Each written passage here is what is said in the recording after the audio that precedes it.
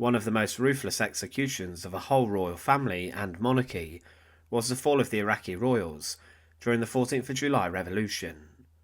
In an attack upon the royal Rehab Palace in Baghdad, rebels slaughtered the king and many royals, including a princess of Iraq.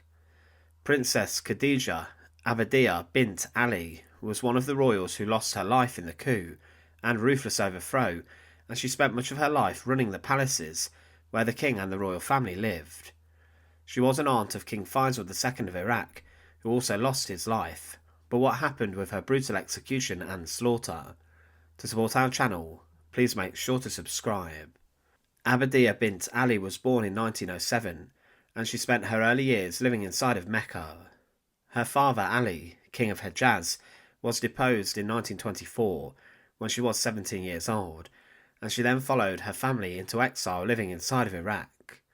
Her uncle had been made the king in 1921, and she thought that this would be a safe place for her.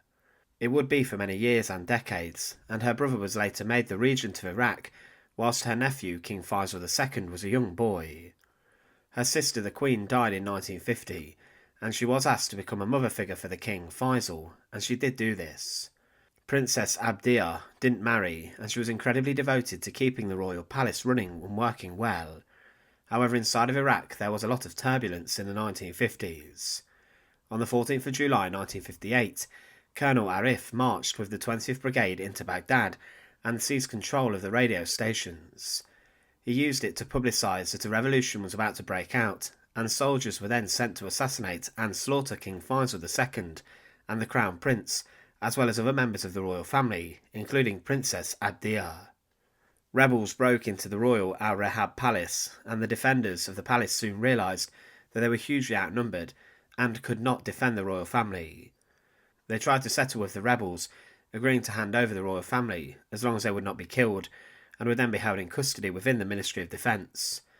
The royal family, including the king, crown prince, Princess Hayam, Princess Nafisa, and Princess Abadiya, and other members of the royal staff, left the palace through the kitchen. They passed the kitchen gardens through a row of rebel soldiers, who then opened fire at the royals. The king was struck in the head and neck, and the crown princess, along with Princess Nafisa and Princess Abadiya, were all hit in the back. It was agreed by rebels that the crown prince and the prime minister were to be killed, and there were differing opinions as to kill the king or not.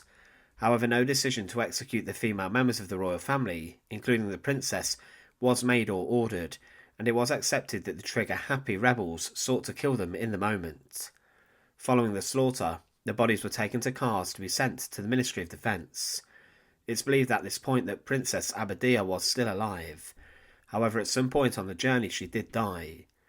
The bodies of the king and crown prince were later taken out of the cars and were defiled and horrifically treated.